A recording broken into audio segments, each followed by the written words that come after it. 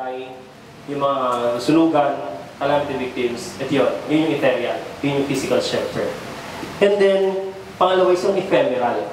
Ang ephemeral, it is something na dumadaan lang, and that's Mother Earth. If you won't care for our home here in the universe, we will lose it. Global warming is for real. Climate change is worsening. We have to design green, sustainable, or else wala nang abutin yung future. Pataas ng pataas yung level ng dagat. Painit ng painit ang ocean dahil sa global warming. Hence, palakas ng palakas yung bagyo. Soon, hindi lang typhoon number 4, or typhoon number 5, 6, ay kung naman yung 6 degrees pag tumaas, lulubog ang mga major cities sa coastline. So it will happen. Hindi lang natin nahalata, pero it's happening. So, for us, we have to design green. We have to design sustainable.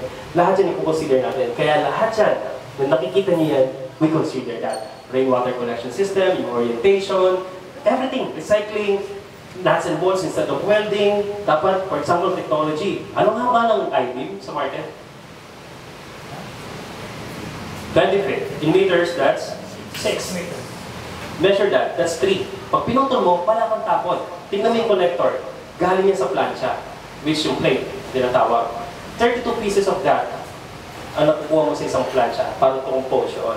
So, in every characteristic na ginagawa namin, walang tapon. Nakita niyo yung modular yan, 0.6, 0.6, 0.6. Anong size ng plywood or ng ping-pong table kanina is 4 by 8 or 1.2 by 0.4. So, dapat ang lahat ng module should be divisible by 0.6 or 0.4 or 0.3 or kung may mali ka pa 0.2. Huwag yung 1.3586. Ang hirap i-dimension nun. Diba? Pwede mag-i-install sa site o sa metro. Ang hirap, di ba? Kahit walang tapon. Everything, in every characteristic, we have to design, di ba? Green, sustainable, caring for Mother Earth. But the third kind of homelessness is eternal. Many people around you are still clueless. Where will they spend life for eternity? Maraming tao biglang isang araw, wala na. Diba? Maski tayo, hindi natin magagaranti. Baka itong dumaan bagyo ito, maraming nawalan ng buhay. Their time is up. No? So, we at the Missionaries of the Homeless, that's the ultimate purpose ng inatas namin. We're trying to bring the most number of people closer to God. Through whatever we're doing here. And we discovered along the way na pag nilalapit mo ibang tao, ang unang mapapalapit pala ay yung sarili mo. Hindi mo mababago ibang tao, mababago yung sarili mo. Kasi you cannot be effective kung ikaw mismo hindi magandang effective. So you're not only doing it for others, you're doing it for yourself. Time will come, imagine, gaano karaming souls sa magpapasalamat that they are in heaven because of you.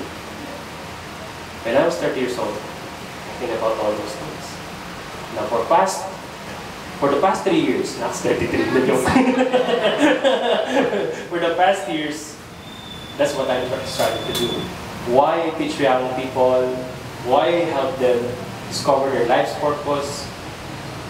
Everything, mastery, the true essence of it, so that they can use, God-given gifts as.